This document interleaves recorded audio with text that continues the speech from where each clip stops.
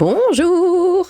De retour dans ce marathon des législatives, j'ai encore plein de choses à vous montrer. Mais avant tout, il y a un truc, ça vient juste de me popper dans la tête, le mois des fiertés. Le mois de juin, c'est censé être le mois des fiertés, c'est complètement relayé au second, voire troisième plan, c'est incroyable, plus personne n'en parle. Bref, on va commencer déjà avec Monsieur Macron, voilà, qui nous dit que ça lui a pas fait plaisir, ce qui s'est passé dimanche. Voilà, ça ne m'a pas fait plaisir dimanche, ça fait 7 ans que je travaille comme un fou pour que le pays aille mieux, péter de rire et qu'il avance, je l'ai pris pour moi. Boudiou, boudiou, boudiou. Oh pauvre choupi. Bref, on continue. Alors, voter Front Populaire, c'est des gentils, n'est-ce pas? Nota bene, ici à Lyon, la manif Nouveau Front Populaire dégénère, des policiers sont attaqués au mortier. Bah oui, parce que ce qui se passe, pourtant, il se passe rien. Concrètement, personne n'a été élu ou quoi que ce soit pour l'instant au niveau des législatives, mais ça pète tous les jours.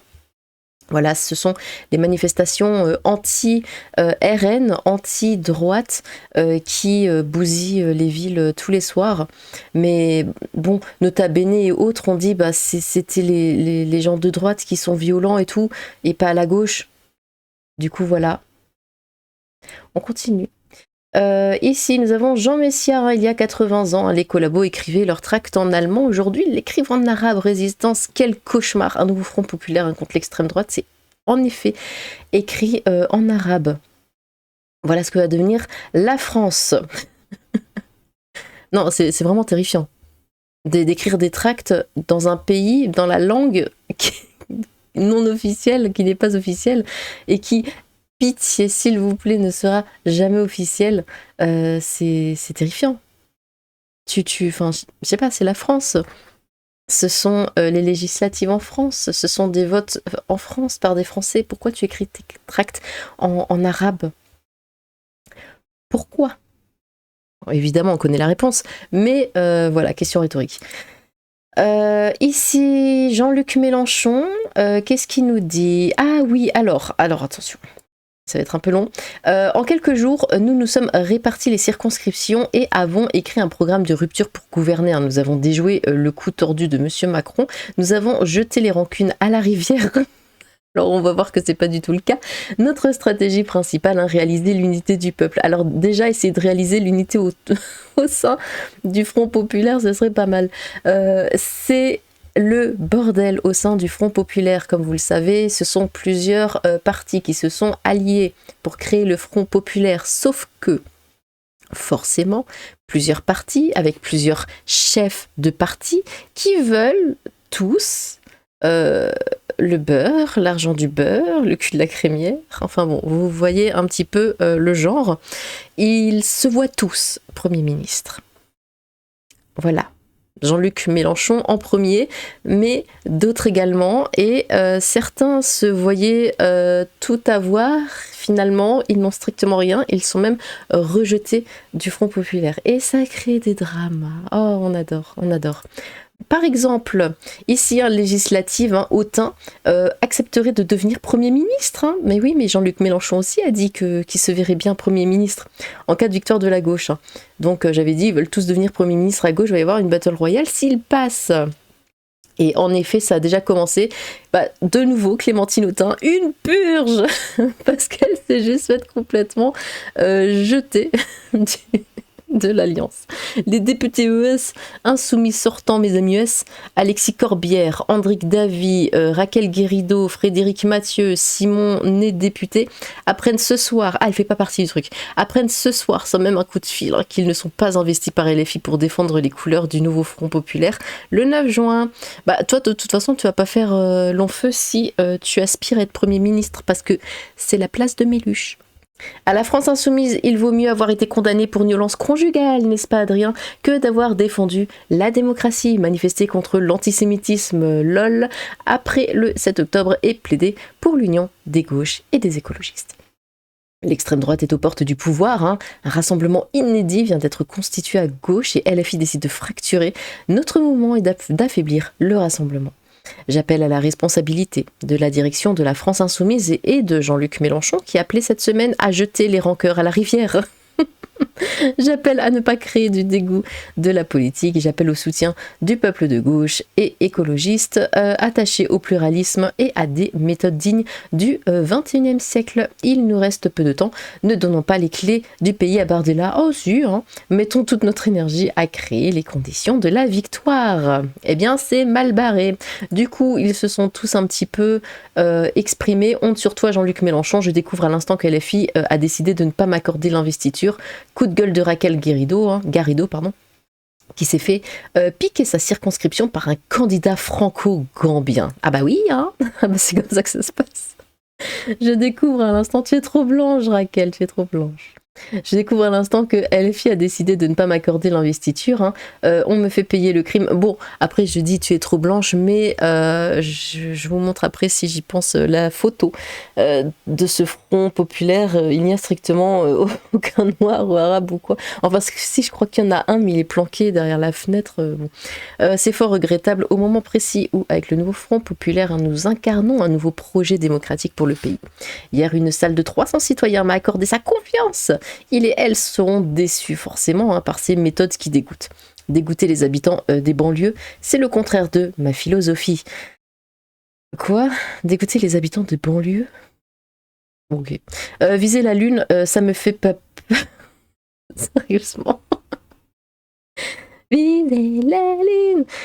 Pourquoi elle fait ça ? Bon, c'est pas grave. Je gagnerai cette élection contre le RN et contre ce pseudo insoumis qui est à la ville, employé de Madame Lagarde à la mairie de Drancy.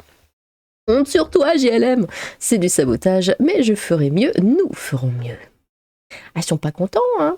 Du coup, alors attendez, alors c'est lui qui prend sa place, Ali Diouara, président de Seine-Saint-Denis au cœur, candidat de la 5e circonscription de la Seine-Saint-Denis. Bon, bienvenue à toi. Franco-subsaharien, PDT, cofondateur, Céno, machin bidule chose. Ah bah c'est comme ça que ça se passe. Hein.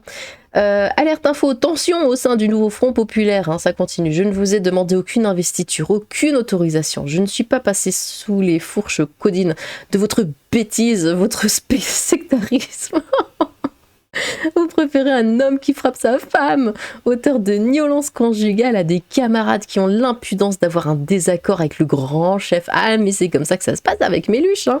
Notre démocratie mérite... C'est un dictateur le mec. Pourquoi vous le... C'est maintenant que vous vous en rendez compte ?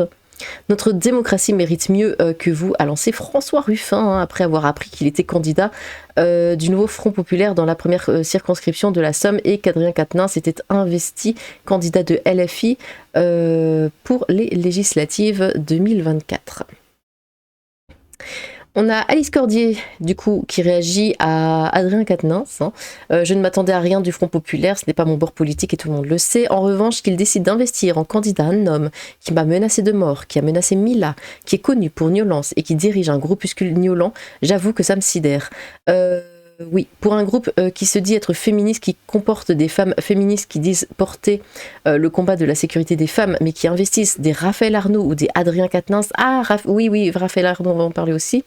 J'avoue être sidérée, je ne suis pas du genre à crier au loup pour rien, encore moins quand il s'agit d'adversaires politiques, mais là, ce n'est pas audible. On parle d'hommes potentiellement dangereux, comme le sont les militants de la Jeune Garde. Je n'aurais jamais pensé que ce schéma puisse arriver un jour dans notre pays. Donc celui dont elle parle, pouf, c'est lui. Raphaël Arnaud, porte-parole de la Jeune Garde. Il est fiché S, mais à part ça, ça va. Porte-parole de la Jeune Garde et le candidat du nouveau Front populaire dans la première circonscription de Vaucluse. Les 30 juin et 7 juillet, mobilisation générale. Nous pouvons changer la vie et écrire l'histoire. Oh, tu m'étonnes que notre vie va changer avec tout ça. Fiché S est leader d'une milice violente, c'est ça, le nouveau Front populaire. Voilà. La Jeune Garde ou comment les amis Antifa de France Insoumise lynchent et agressent en toute impunité tout ce qui peut être assimilé de près ou de loin à la droite. Mais à part ça, hein, j'en étais où ? Ici, mélodrame au sein du Front populaire, hein, Cory Legan dit être candidat ELV dément et lui demande de retirer ses postes. Voilà. Donc il y en a qui se font jeter, il y en a qui veulent rentrer mais qui se font jeter aussi. Il y en a qui croyaient être rentrés mais qui se font jeter. Candidat sur la circonscription de Saint-Martin et de Saint-Barthélemy. Du coup, ça dit journaliste ou escroc, le controversé Cory Legrand, tatata, mythomane, militant, personnage, mythomane, devenu journaliste. Bon, bah apparemment c'est un mythomane. Ah mais c'est génial, hein, y en a tout le temps, j'ai vraiment de quoi faire des vidéos, y a aucun souci. Le nouveau Front Populaire veut... Ah oui, alors attendez, là on part sur le programme du Front Populaire. On a déjà vu un petit bout, on va voir le reste, ça va vous faire rire. Donc le nouveau Front Populaire veut interdire les expulsions locatives pour impayés sans proposition de relogement. Voilà, donc si on paye pas notre loyer, eh ben on se fait pas jeter. Tout simplement. On se fait jeter entre guillemets que si on a une proposition d'un autre logement. Donc on ne se fait pas jeter, on ne finit strictement jamais à la rue. Bah, mesdames et messieurs, votez Front Populaire et arrêtez de payer votre loyer. Voilà, c'est tout ce que je vous conseille. Donc tout locataire rationnel qui n'aura plus aucune raison de payer son loyer, hein, puisque de toute manière il sera toujours logé et personne n'investira en logement alloué. C'est génial, hein? Donc garantir le droit au logement, hein, construire 200 000 logements publics par an pendant 5 ans, aux normes écologiques les plus ambitieuses, hein, adopter une grande loi pour garantir le droit au logement effectif, comprenant notamment l'abrogation de la loi Kasbarian, qui criminalise les locataires et l'interdiction des expulsions locatives pour impayés sans proposition de relogement. Et ils trouvent ça normal. L'encadrement des loyers de manière obligatoire dans les zones tendues ainsi que des prix du foncier. La garantie universelle des loyers pour sécuriser les propriétaires et les locataires. Aucune remise en cause de la loi SRU.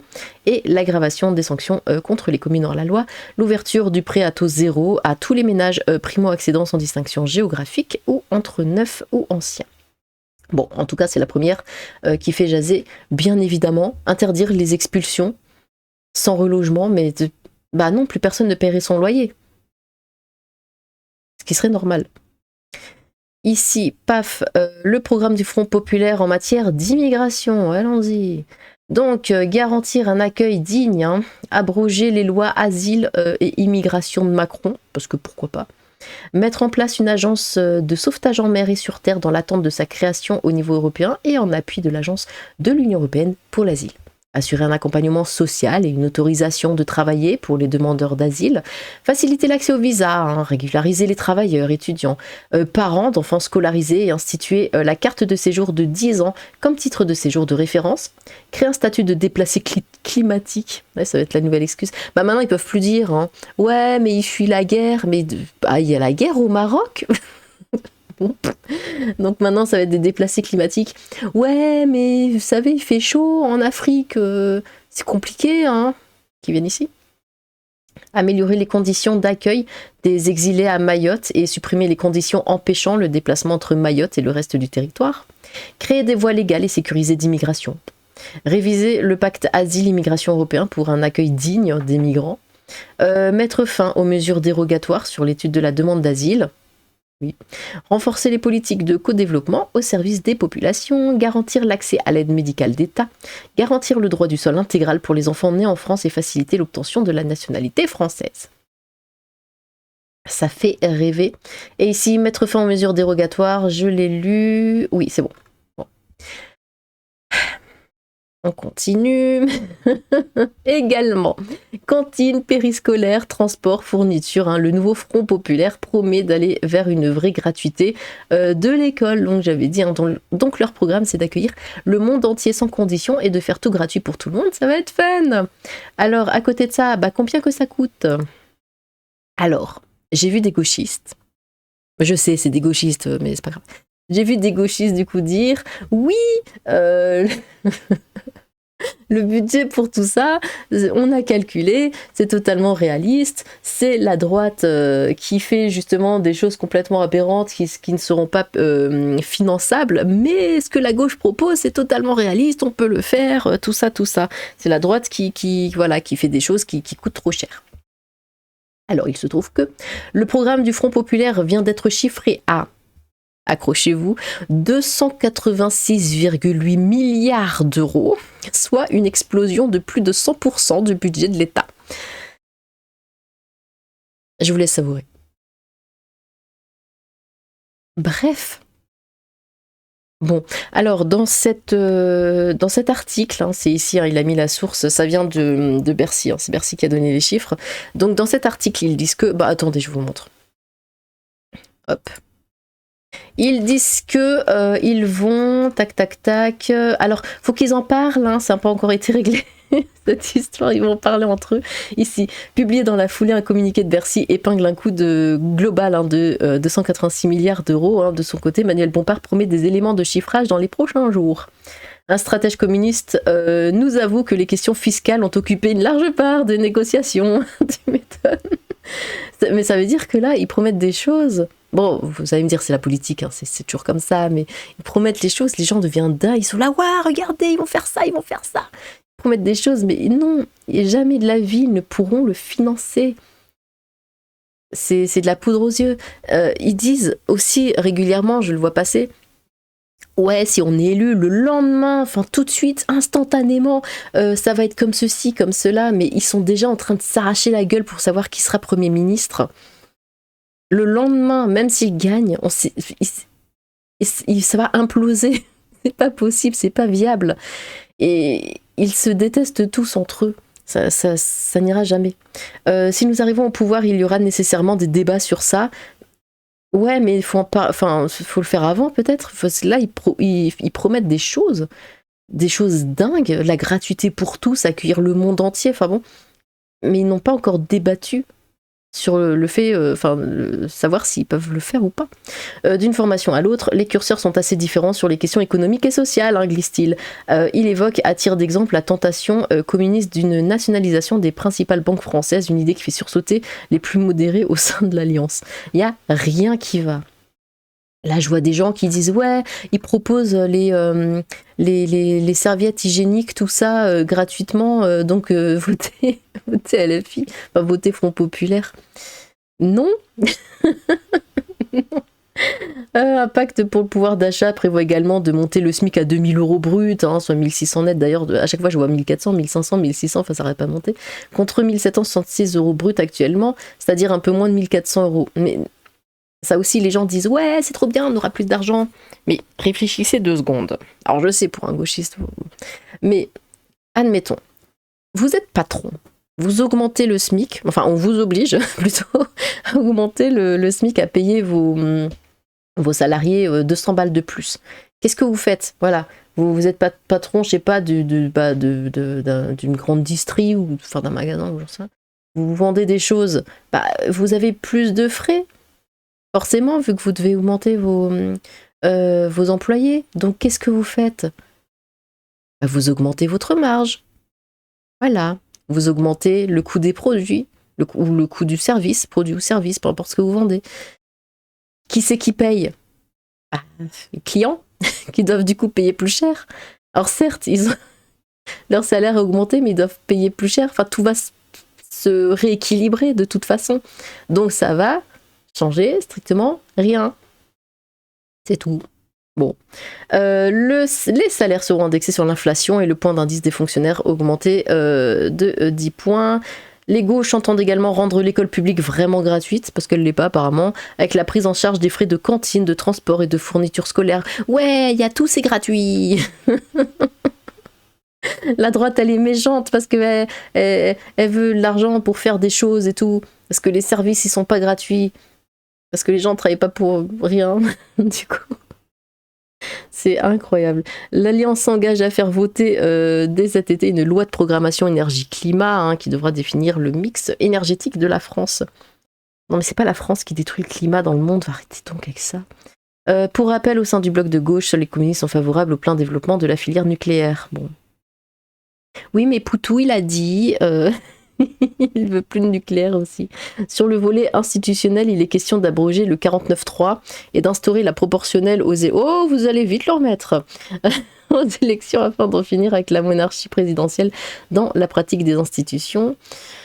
Bon, écoutez, c'est le chaos à gauche, hein, de toute façon. Ils n'ont strictement rien travaillé de leur... En fait... Bon, on l'a vu, hein, quand c'était pour les européennes, on voyait comment Jean-Luc Mélenchon et l'autre, je sais plus, là, son bras droit, là, je sais plus comment il s'appelle, le grassouillet là, comment ils parlaient à leur électorat, hein, ils leur parlaient mais comme à des débiles profonds. Et là c'est pareil, évidemment que ce programme ne tient absolument pas la route, évidemment que ça ne sera jamais comme ça, mais c'est ainsi qu'ils leur parlent, à base de ouais, j'augmente votre salaire, je fais tout ça gratuit pour vous, ça ce sera gratuit, ça ce sera gratuit, ça on vous l'offre, vous aurez ceci, vous aurez... Mais non, si on y réfléchit 2 secondes, évidemment enfin, on le sait que c'est pas possible. Au bout d'un moment, il y a une économie, hein, le pays doit tenir debout. Et bon, voilà, ils comptent sur la bêtise de leur électorat pour être élus. Ce n'est que ça, parce que évidemment que lorsqu'ils seront élus, ça ne se passera absolument pas comme ça, ce n'est pas viable. Là, la France, on peut lui dire au revoir s'ils partent là-dessus. C'est pas possible. Bon, après, écoutez, hein, on donnera notre avis le 30 juin. N'hésitez pas à aller voter si vous avez votre carte électorale, parce que ça aussi c'est un peu con là de bloquer les demandes. Bon, eh bien, n'hésitez pas à vous exprimer dans les commentaires hein, par rapport à tout ça. J'ai hâte de vous lire et j'ai hâte de vous retrouver très vite pour de nouvelles aventures. Sur ce, tchou!